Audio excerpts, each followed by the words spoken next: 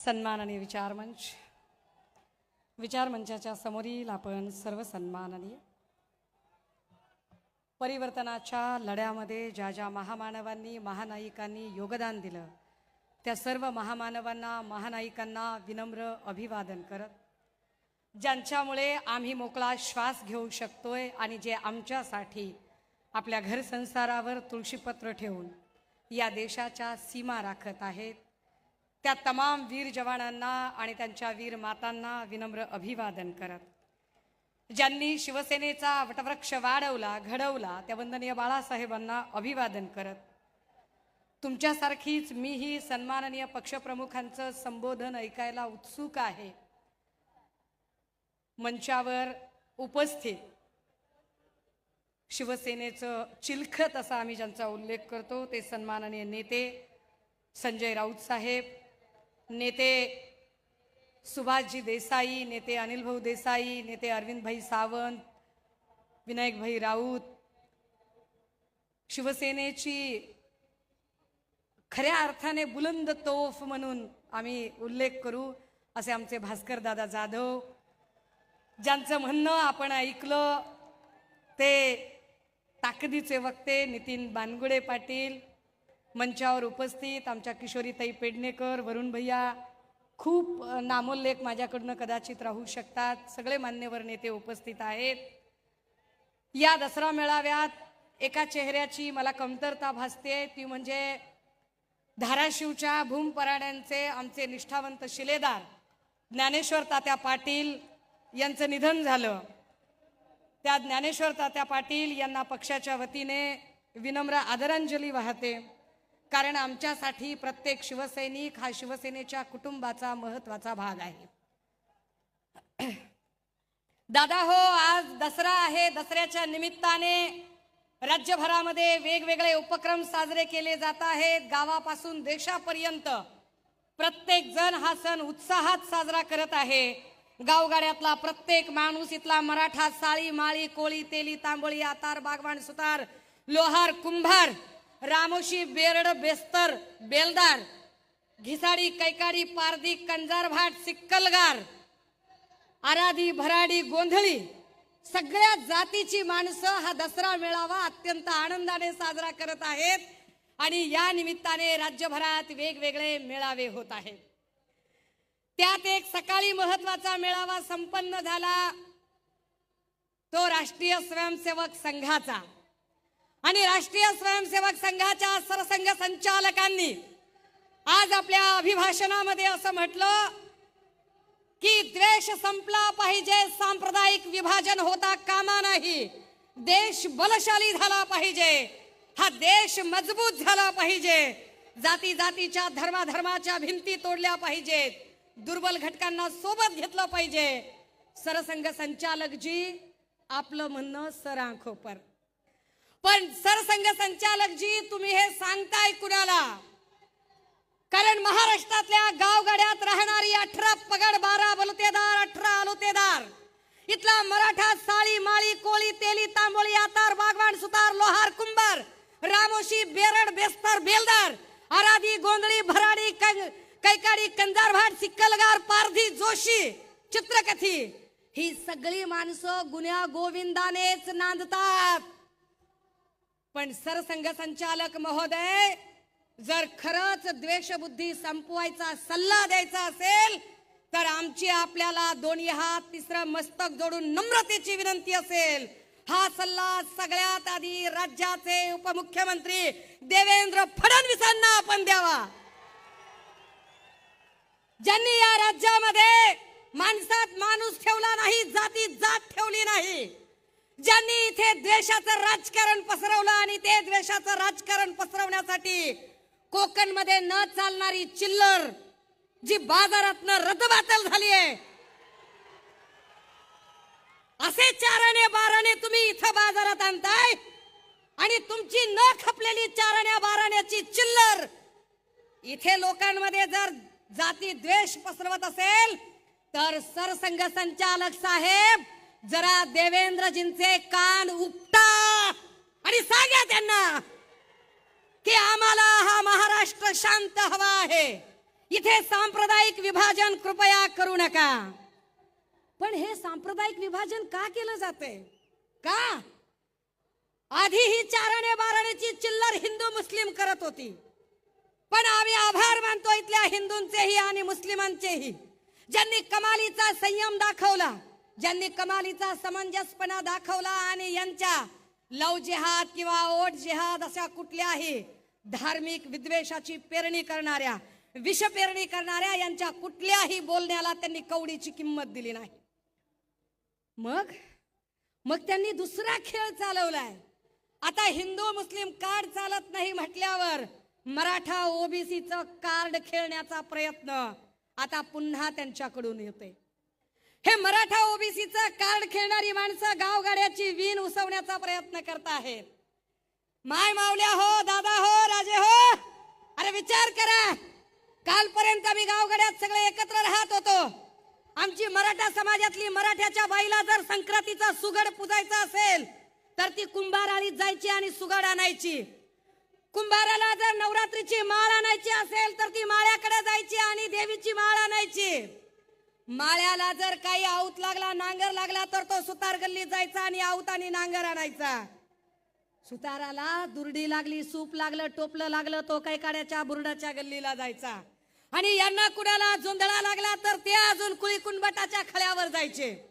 ही सगळी माणसं एकत्र नांदत होती. पण यांच्यामध्ये जातीपातीच्या भिंती तयार केल्या त्या शिंदे साहेबांनी आणि फडणवीसांनी.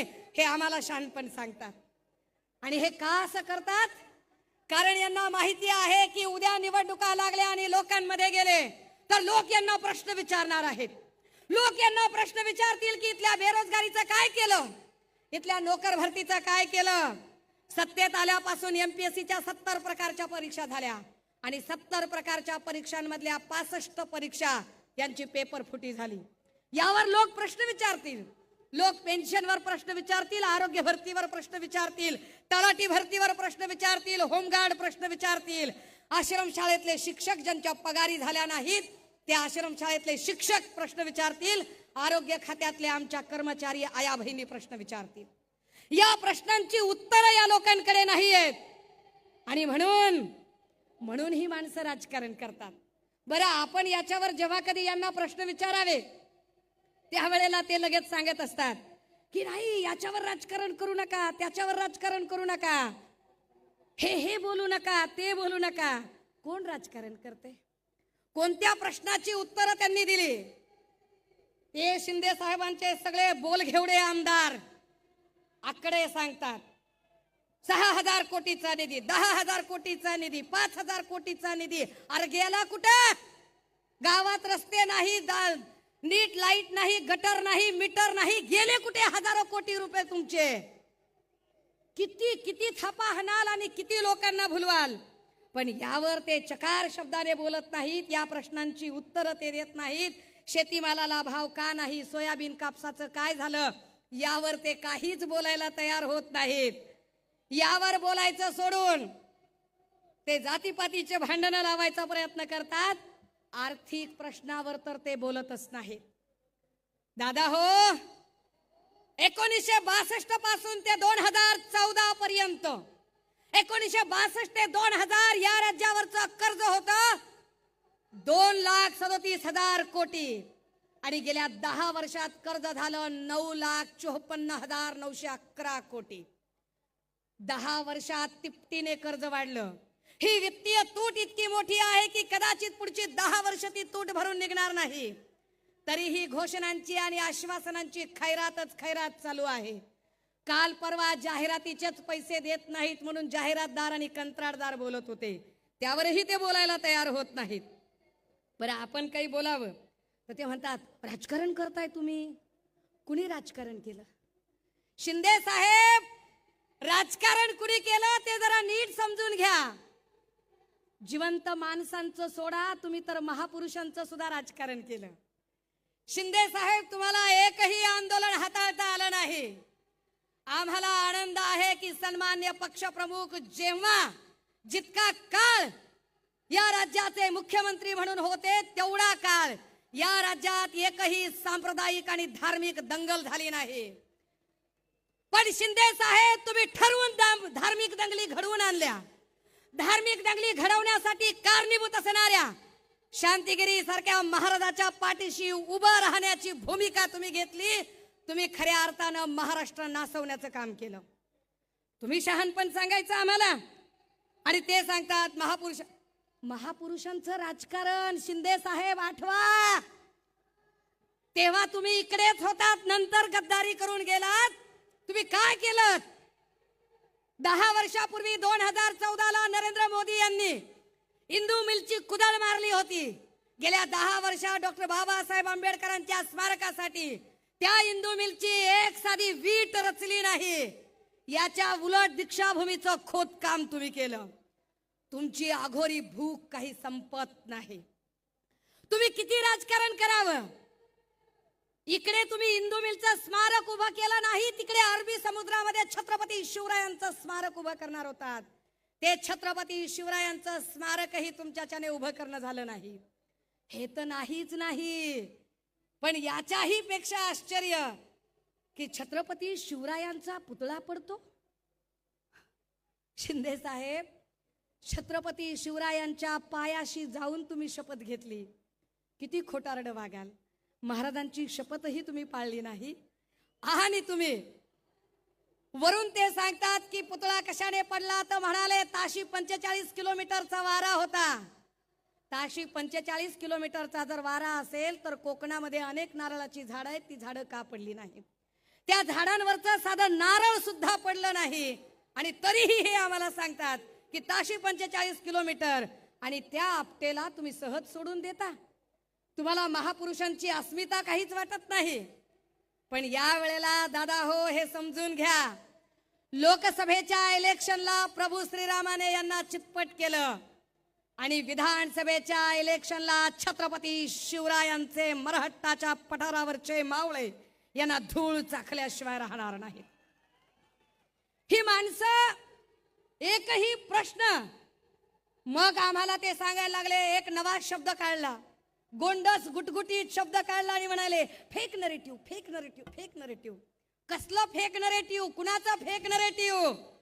फडणवीस साहेब, जरा आपल्या अंतकरणावर हात ठेवा आणि स्वतःला प्रश्न विचारा की फेक नरेटिव्हचं महानिर्मिती केंद्र तुम्ही स्वतः आहात. फडणवीस असं म्हणतात की दर 10 वर्षांनी आरक्षणाची मर्यादा वाढवण्यासाठी जो सगळ्यात मोठा प्रयत्न केला गेला, तो प्रयत्न मोदी आणि वाजपेयीजींनी केला. फडणवीस साहेब, 50ला या देशामध्ये घटना अंमलात आली तेव्हा आरक्षण सुरू झालं. 60ला त्याचा कार्यकाळ संपत होता, तोही फक्त राजकीय आरक्षणाचा. सामाजिक आणि शैक्षणिक आरक्षण तर कायमस्वरूपी आहे. पण राजकीय आरक्षण जर 60ला वाढवायचं असेल तर 60ला भारतीय जनता पार्टी बाळोत्यात सुद्धा नव्हती. ती साधी बाळोत्यात नव्हती, तिचा जन्म तरी झाला होता का ते जरा समजून घ्या. 60ला जो कालमर्यादा वाढवली ती काँग्रेसने वाढवली. 10 वर्षांनी पुन्हा 70ला आरक्षण वाढवलं. भाजपने नाही, ते पुन्हा काँग्रेसने वाढवलं. फडणवीस साहेब, या देशात संविधानाला धोका आहे आणि तो अजूनही संपला नाही. आणि त्याचं जिवंत उदाहरण तुम्हीच आम्हाला घालून दिलं. भारतीय राज्यघटनेने सांगितलं आहे की लेजिस्लेचर आणि ज्युडिशरी 2 वेगळ्या गोष्टी आहेत. न्यायपालिका आणि कायदे मंडळ वेगवेगळे असले पाहिजेत आणि न्यायपालिकेने स्वतःची स्वायत्तता अबाधित ठेवली पाहिजे. यासाठी न्यायाधीश पदावरच्या व्यक्तीने भलेही त्याचे धार्मिक कल काही असतील, पण स्वतःचे धार्मिक कल सार्वत्रिकरित्या त्यांनी प्रदर्शित करू नये. असं असताना सुद्धा जर या देशाच्या सर्वोच्च न्यायालयाचे सरन्यायाधीश आरतीसाठी जात असतील तर याचा अर्थ काय काढायचा बरं? आणि यावर शिंदे साहेब, आपल्याकडून मी अपेक्षाच करू नये, कारण टेलिप्रॉम्प्टरवर आपण कॉपी वाचणार किती, भाषण करणार किती. आपल्याला वाचून वाचून भाषण करून आपल्याला त्याच्यातल्या कॉन्सेप्टही कळणार नाहीत. पण हे आपल्याला कधी लक्षात यावं की या देशाचा काय पद्धतीने, या राज्याचा खेळखंडोबा शिंदे, फडणवीस, पवार या सगळ्या लोकांनी केला. वर हे सगळं झाकण्यासाठी इथल्या न्याय व्यवस्थेला काय पद्धतीने यांनी सगळीकडून वेठीस धरल्याचा प्रकार केला. आणि हे सगळं झाकताना आश्वासनांची आणि घोषणांची खैरात सुरू केली. आता एक नवी खैरात सुरू झाली. ते म्हणाले की विरोधकांना खुपतंय लाडकी बहीण. काय खुपायचं कारण आहे? लाडक्या बहिणींनी 1500 रुपये कचकावून घेतले पाहिजेत, रटावून प्रत्येकीनं पैसे घेतले पाहिजेत. कारण लक्षात असावं राजे हो, जे आम्हाला महिना 1500 रुपये मिळायला लागले ते काही देवेंद्र फडणवीस साहेबांनी नागपूरचा बंगला विकून आम्हाला दिलेले नाही, किंवा ते 1500 रुपये शिंदे साहेबांनी तापोळ्याची जमीन विकून आम्हाला दिलेले नाहीत.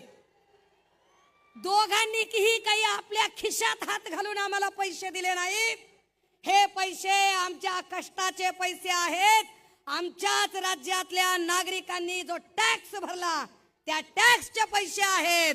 तुम्ही फक्त पोस्टमन आहात, बेकार क्रेडिट घ्यायचा नाद करू नका. क्रेडिट घेतात, त्याचे बॅनर लावतात. अय दादा हो, तुमच्यापैकी लय जण, काही तुम्ही विदर्भातून आला असाल, तुम्ही मराठवाड्यातून आला असाल. विदर्भात आणि मराठवाड्यात अशी असंख्य घरं आहेत की ज्या घरातल्या लोकांनी आपल्या बहिणींची लग्न लावण्यासाठी एकरानं वावर विकली असतील, एकरानं वावर गहाण टाकली असतील आणि आपल्या बहिणीचं लग्न लावून दिलं असेल. लावला तुम्ही कधी बॅनर? लावला तिच्या रुकवताच्या बाजूला बॅनर की मी माझ्या बहिणीच्या साठी 2 एकर जमीन विकली आणि 20 लाख रुपये खर्च केला, लाडक्या बहिणीला 10 लाख रुपये खर्च केले? बॅनर लावला आपण कधी? आपण बॅनर नाही लावला राजे हो कधी. आपण बहिणीच्या सासर घरी कधी भेटायला गेलो, बहिणीच्या भाच्याच्या हातामध्ये तिच्या जावला न कळता, तिच्या दिराला न कळता, तिच्या नंदेला न कळता, तिच्या सासू सासऱ्याला न कळता, तिच्या नवऱ्याला न कळता आपण असेच तिच्या हातात कधी 4-5 हजार रुपये घातले. आपण बाहेर येऊन बस स्टँडवर बॅनर लावला का राजे? बहिणीला 5000 रुपये दिले, लाडक्या बहिणीला 5000 रुपये हातात घालून आलो. दिला? लावला बॅनर? आपण बॅनर लावला नाही. आपण जाहिरातबाजी केली नाही. का केली नाही? कारण आपल्याला नात्याची मर्यादा कळते, आपल्याला बहिणीच्या नात्याचा मान कळतो, तिची मर्यादा कळते, तिची इज्जत राखली पाहिजे हे आपल्याला कळतं. बहिणीच्या गरिबीची थट्टा आपण कधी उडवली नाही. पण हे बदमाश लोक, ज्यांना बहिणीचं नातं कळत नाही, मर्यादा कळत नाही, मान कळत नाही, कारण यांच्यातला एक बोल घेवडा, भाऊ म्हणू नका. भाऊ तुला भाऊ नाही म्हणायचं तर मग मी काय खाऊ म्हणायचो? काय म्हणायचो मी? ज्यांना बहीण भावाचं नातं कळत नाही, एकीकडे जाहिरातबाजी करतात आणि दुसरीकडे त्यांच्यातलाच एक जण काल स्नेहल जगतापांच्या बद्दल बोलताना म्हणतो, तुम्हाला लाडका भाऊ पाहिजे का काय पाहिजे बोला. एखादी बहीण ज्यावेळेला नडते, ती अडत नाही, ती तुम्हाला घाबरत नाही, ती तुम्हाला भिडते, त्यावेळेला तुमच्यातला पुरुषी सरंजामी बाज उफाळून येतो आणि तुमची जात पितृसत्ताक व्यवस्था उफाळते आणि तुम्ही तिच्या बाईपणावर हल्ले करता. पण हे बाईपणावर हल्ले करण्याचे संस्कार ना हे संस्कार वंदनीय बाळासाहेबांचे असू शकतात, ना तुम्ही ज्यांचं सकाळी झोपेतून उठल्यापासून झोपेपर्यंत नाव घेताय त्या आनंद दिघेंचे असू शकतात. हे संस्कार फार फार तर रेशीम बागेत वाढलेल्या RSS मधून आलेल्या बाटग्यांचे संस्कार असू शकतात, जे बाटग्यांचे संस्कार तुमच्यावर आलेले आहेत. ज्या बाटग्यांच्या संस्कारामुळे तुम्ही महिलांच्या बद्दल अत्यंत अर्वाच्य पद्धतीने बोलताय. दादा हो, माझ्याकडे बोलण्यासारखे फार मुद्दे आहेत, परंतु तुर्तास आम्हाला आमच्या बहिणी लाडक्या आहेतच, पण त्या लाडक्या असण्याबरोबरच त्या सुरक्षित असणं जास्त गरजेचं आहे. एकट्या पुण्यामध्ये गेल्या 7 महिन्यात 265 बलात्काराच्या घटना घडल्या आहेत. एकट्या पुण्यामध्ये 750 विनयभंगाची प्रकरणं घडली आणि बदलापूर नंतर काल परवा सोनपेठला पुन्हा एकदा 4 वर्षाच्या चिमुरडीवर अत्याचार झाला आणि पोलीस निरीक्षक बोलमवाड हा राष्ट्रवादी गटाच्या आमदार आणि आमदार पक्षातल्या लोकांना वाचवण्यासाठी त्या एवढ्याशा लेकराची तक्रार नोंदवून घेत नाही, अटक करत नाही लवकर तो आरोपीला. आम्ही न्याय कुणाकडून मागायचा? तो न्याय घेण्यासाठी आजही रामदास फुटाणे साहेबांची ती कविता प्रस्तुत ठरते. ती फक्त कविता उद्धृत करते आणि थांबणार आहे. कविता अशी आहे, 70 वर्षाच्या म्हातारीला कोर्टाच्या पायरीवर बसलेली पाहून विचारलं. 70 वर्षाच्या म्हातारीला कोर्टाच्या पायरीवर बसलेली पाहून विचारलं, आजी आजी आज इथं काय आहे? त्यावर तिनं उत्तर दिलं, 17व्या वर्षी माझ्यावर बलात्कार झाला होता, त्याचा आज 17व्या वर्षी निकाल आहे. 17व्या वर्षी माझ्यावर बलात्कार झाला होता, त्याचा आज 17व्या वर्षी निकाल आहे. 32 न्यायाधीश, 20 वकील, 40 शिरस्तेदार बदलून गेले. किती न्यायाधीश बदलले? आम्हाला अजूनही आमच्या पक्ष आणि चिन्हाची केस अजूनही तारीख पे तारीख मिळते. झालं 2-3 दिवसात आचारसंहिता लागते. 26 नोव्हेंबरला कारकीर्द संपते. अरे पुन्हा तुमचा न्याय मिळाला तर तो आमच्या काय कामाचा? पुन्हा तुम्ही न्याय जरी दिला तरी तो न्याय आमच्यासाठी operation is success but patient is dead म्हणण्यासारखा असेल. तो काय उपयोगाचा? 70 वर्षाची म्हातारी म्हणते, 32 न्यायाधीश, 20 वकील, 40 शिरस्तेदार बदलून गेले. निम्मे साक्षीदार मरून तर बाकीचे केव्हाच पळून गेले. कितीतरी बलात्कारित मावल्या मरून गेल्या, मी मात्र जिवंत आहे. हाच एक सवाल आहे. आणि 17व्या वर्षी झालेल्या बलात्काराचा आज 17व्या वर्षी निकाल आहे. भगवान के घर देर है ही म्हण अजूनही बदललेली नाही. भगवान के घर देर है ही म्हण अजूनही बदललेली नाही. न्यायदेवतेच्या डोळ्यावरची पट्टी थोडी सुद्धा सरकलेली नाही. मोर्चे आंदोलन तेव्हाही झालं, नंतर कुणी फिरकलं नाही, हे की नाही? पूजा चव्हाणच्या वेळेला मोर्चे आंदोलन करणारे नंतर त्यांच्याच पंक्तीला बसले. मोर्चे आंदोलन तेव्हाही झालं, नंतर कोणी फिरकलं नाही. तरी सुद्धा वाटतं आज माझ्या जीवनाची सकाळ आहे आणि 17व्या वर्षी झालेल्या बलात्काराचा 17व्या वर्षी निकाल आहे. थरथरत्या हाताला हात देऊन म्हातारीला उभं केलं. थरथरत्या हाताला हात देऊन म्हातारीला उभं केलं. निकाल ऐकण्यासाठी 4 भिंतीच्या आत नेलं. मात्र निकाल ऐकून तिचे पाय लटपटू लागले. पुराव्याअभावी काही आरोपी निर्दोष सुटून गेले. ज्यांना झाली शिक्षा ते तर कधीच मरून गेले. ज्यांना झाली, कारण एकट्या अक्षयला संपवताय पण आपटेला सोडून दिलंय, त्याचं काय? ज्यांना झाली शिक्षा ते तर कधीच मरून गेले. 70 वर्षाच्या आयुष्याचा आज सारा निकाल आहे. 17व्या वर्षी झालेल्या बलात्कारावर पुन्हा न्यायालयाने केलेला नवा बलात्कार आहे. आणि आजी सांगते, 17व्या वर्षी झालेल्या बलात्काराचा 17व्या वर्षी निकाल आहे.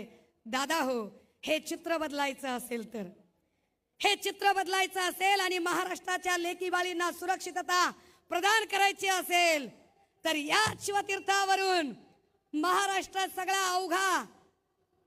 अवघा आपल्या कानाचा, जीवाचा कान करून ऐकायला आतुर आहे. मी उद्धव बाळासाहेब ठाकरे महाराष्ट्राचा मुख्यमंत्री म्हणून हे वाक्य ऐकायला आपण उत्सुक आहोत. आणि ते वाक्य ऐकण्यासाठी चला आज आपण संकल्प करूया, ही मशाल तेवत ठेवूया. विधानसभेला ही मशाल विरोधकांच्या बुडाखाली पेटली पाहिजे आणि या मशालीची धग त्या प्रत्येक नराधमांपर्यंत आणि गद्दारांपर्यंतही पोचली पाहिजे. जे बोलायचं होतं ते असंच बोलायचं होतं. त्यामुळे पुन्हा त्याच्यावर दिलगिरी वगैरेचा काही प्रश्न नाही. थांबते, रजा घेते. जय हिंद, जय महाराष्ट्र.